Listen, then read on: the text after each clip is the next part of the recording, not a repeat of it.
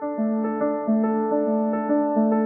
yil avval sog'ligi og'ir ahvolga tushib qolgan jiyaniga donorlik qilgan Dilmurod Hakimovning bu amaldan ruhiyati boshqacha yengil tortdi-yu, shu 3 oyda bir qon berishga odatlandi.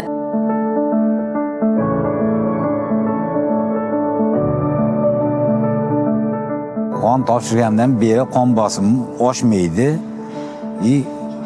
İnsonlarga yordamim tekkanidan o'zimni baxtiyor his qilaman. Sizga rahmat aytganlar bo'lganmi? Mana hayot saqlab qolinib. O'ta ko'p. Son sanoqsiz sog' ekanmiz, insonlarga foydamiz, yordamimiz tekkaniga faxrlanamiz. Ko'pi qo'rqadi, qon bersam qonim kamayib qoladi boshqalar.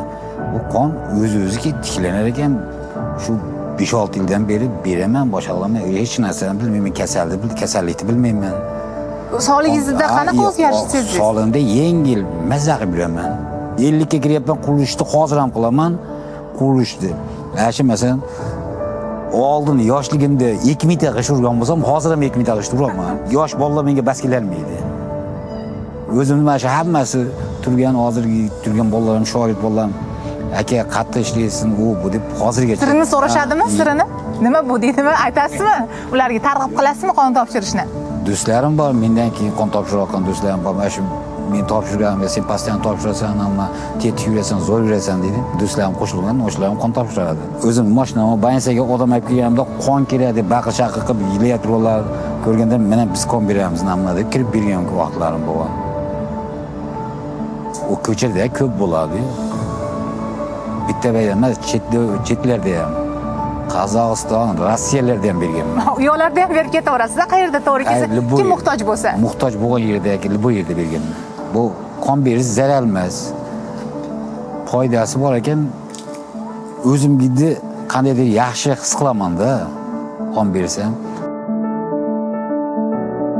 Shifokorlar donorlik qon bosimini tushirishi, bosh og'riqlarini olishini aytganida boshida to'g'risi ishonmagandi. Qurilishda g'isht teruvchi bo'lib ishlaydigan Dilmurod akaning 50 yoshda ham bardam baquvvat ekani, oldiga 18 yoshli hamkasblari ham tusha olmasligining sirini bilganlar esa donorlar safiga qo'shilgan. Shifokorlar qon topshirsam kasal bo'lib qolaman degan vahimalar butunlay noto'g'ri ekanligini aytishmoqda. Ko'pchilik donor bo'lishdan qo'rqadi. Ya'ni qon bersam kasal bo'lib qolaman degan fobiya miyasiga o'rnashib bo'lgan. Aslida mana shu xavotirlar to'g'rimi? Yo'q. Biz donor bo'lishdan oldin donorlarni tanlab olamiz. Donorlikda o'zini standarti bor. Masalan, yoshi 18 yoshdan yuqori, 60 yoshgacha bo'lgan sog'lom kontinent hammasi donor bo'lish huquqiga ega. Biz ularni to'g'ri tanlab olsak, ularning salomatligiga hech qanday ziyon bo'lmaydi. Aksincha, ularning sog'lig'i uchun foyda bo'ladi. Aynan qon topshirish sog'lik uchun foyda ekanligini aniq tibbiy jihatdan faktlari isbotlanganmi? Ya'ni qaysi kasalliklarni profilaktika qilishimiz mumkin yoki qaysi kasalliklar chekinishi mumkin? Albatta, bu dunyo olimlarini tadqiqotlariga ko'ra qon topshirgan insonlar dunyoda eng uzoq umr ko'ruvchilardir. Sababi qon topshirganda inson organizmidagi filtrlovchi organlar ish faoliyati ortadi. Masalan, jigar faoliyati, buyrak faoliyati yaxshilanadi. Shuni hisobidan organizmda immunitet oshadi, organizm yosharadi. Qo'yiq qonlar chiqib ketib, o'rniga yangi yosh hujayralar paydo bo'ladi. Bular organizmda immunitet oshishiga, organizmda yosharishiga olib keladi. Olimlar tekshiruvlari shuni asoslaydiki, qon topshirgan insonlar qon bosimi ortishi, insult, infarkt xastaliklari bilan hech qachon og'rimaydi. Ko'proq erkaklar uchun kerak ekan bu. Odatda erkaklarda bu kasalliklar ko'p kuzatiladi. Ko'p kuzatiladi. Sababi erkaklarda qon har doim vakuumdek bir xil aylanib turadi. Hech qanaqa qon yo'qotish bo'lmaydi. Shuning uchun erkaklarda qon topshirilsa, xafaxon kasalligi, insult kasalligi, infarkt kasalligi uchramaydi. Aynan 40 yoshdan yuqori bo'lgan erkaklarimizga bu juda ham foydali. Endi ko'pchilikda shunaqa xavotir bo'ladi-da, qon topshirsam 200 grammmi, 300 grammmi o'rni to'lmaydi degan xavotir bor. aslida organizm qaytadan qon ishlab chiqarish xususiyatiga egami yo'qmi? Albatta, sog'lom organizmda 5 litrdan 6 litrgacha qon bo'ladi. Biz undan 450 millilitr qon olamiz xolos. Bu organizm salomatligi uchun hech qanday ziyoni yo'q. 450 millilitr qon olganimizda organizm rag'batlanadi. Yanada qon ishlab chiqarish kuchayadi. Yangi qon yosh bo'ladi. Yosh suyuq qon organizmda yaxshi aylanadi. Bu organizmda hamma ish faoliyatini yaxshilaydi. Yangi qon ishlab chiqarish jarayoni qanday kechadi? Ya'ni u tabiiy ravishda o'rnini to'ldiradimi bo'shliqni? Albatta, organizmda zaxira elementlarimiz bo'ladi.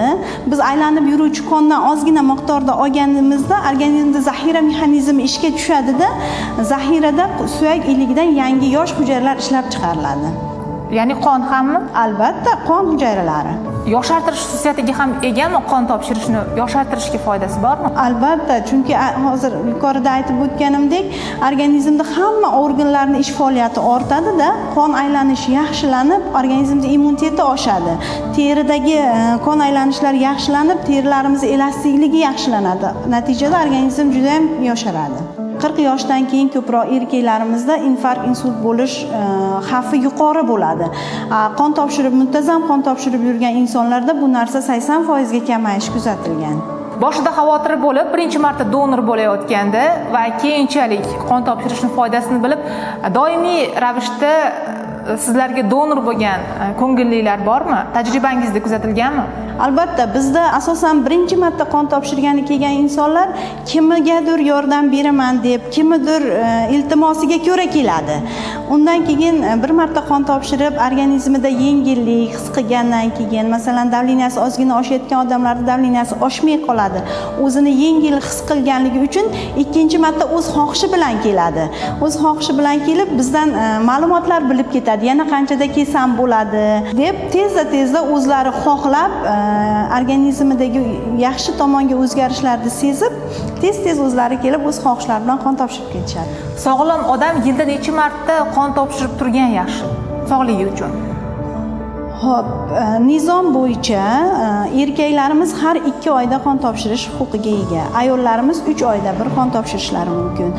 Endi majburiyat bo'lgan holatlarda, lekin o'zini salomatligi uchun, organizmidagi har xil kasalliklarni profilaktika qilish uchun yilda 2 marta har 6 oyda bir qon topshirib turish maqsadga muvofiq bo'ladi. Donorlar darajasi bizning viloyatda yetarli deb hisoblaysizmi? Jahon tajribasi bilan solishtirganda statistik ma'lumotlar qanday? Har 1000 kishiga ularda qanchadan donor to'g'ri keladi? Biz O'zbekiston sharoitida qanchadan?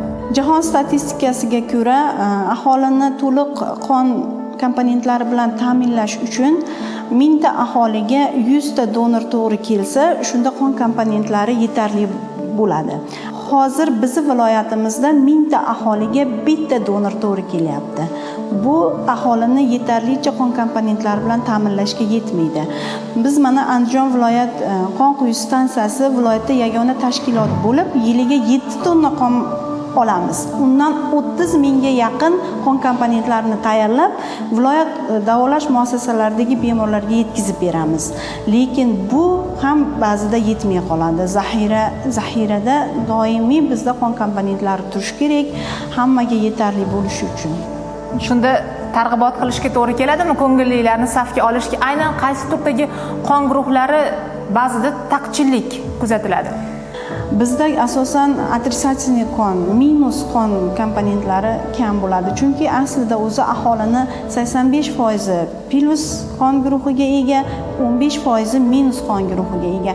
Minus qonlik bemorlarimiz ko'proq komponent yetkazib bera olmay qolamiz, chunki o'sha donorlarimiz miqdori ozligi hisobiga.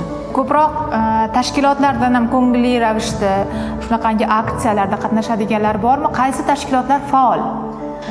Hozir bizda ko'ngillik qon topshirganlar ichki ishlar xodimlari, hozir shu kunlarda bank xodimlari yaxshi yordam berishyapti, bu aksiyalarda ishtirok etishyapti. Yoshlar ittifoqi o'z xohishi bilan kelib qon topshirib ketishadi ko'ngillilar. Harbiylarni ko'proq qamrab olamiz bu sohaga, chunki u yerda sog'lom yigitlar ko'p. Qon topshirgan inson nafaqat kimnidir hayotini saqlab qoladi, o'zini salomatligi uchun ham katta yordam bergan bo'ladi. Mana hozir viloyatda tug'ruq komplekslarimizda juda ham qon ketish holati bilan kuzatilayotgan tug'ruqlar ko'p. Detskiy больницаlarda yosh bolalarimiz bor, qonga muhtoj. Ular har oyda 10 ta qon komponent qabul qilishga majbur. Onkologiya dispanserimizda og'ir bemorlarimiz bor. Ular faqat qon bilan yashaydi. Har bir qon topshirgan odam o'zini nafaqat kimnidir hayotini saqlab qolish uchun, balki o'zini salomatligi uchun ham katta foyda keltiradi. Donorlik qoni quyuqlar va buning hisobiga bosimi ko'tarilib turadiganlarni sog'lomlashtirishi, infarkt va insult xavfi chekinishini tajribalar ko'rsatgan. Ko'ngillilar avvalo gepatit va boshqa xavfli kasalliklar bilan og'rimaganligini isbotlovchi laborator tekshiruvlardan o'tkaziladi.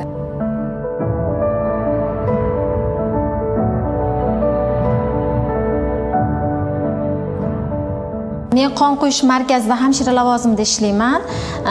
Biz yilda 2 marta o'zimning sog'ligim uchun qon topshirib turaman. Jami 6 marta qon topshirganman. Buning hech qanaqa zararli tomonlari yo'q. Nafaqat sog'ligim uchun foydali, qon almashinishi, moddalar almashinuvi, organizm yosharishiga juda katta yordam beradi. Buni foydasini bilganligim uchun ham o'zimning sog'ligim uchun ham davolash profilaktika muassasalarida og'ir ahvolda davolanib yotgan chaqaloqlarga, qondan muammosi bo'lgan ayollarga savob uchun qon topshirib turaman. Bu ishimdan juda ham faxrlanaman, chunki ham savob yo'lida xizmat qilaman, ham o'zim lavozimda xizmat qilaman.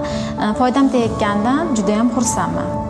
Avval sog'ligingizda qanaqa bir kasalliklar chekinganini his qildingiz shu donor bo'lganingizdan keyin? Ko'p qon qo'yilib qolish holatlari bo'lardi.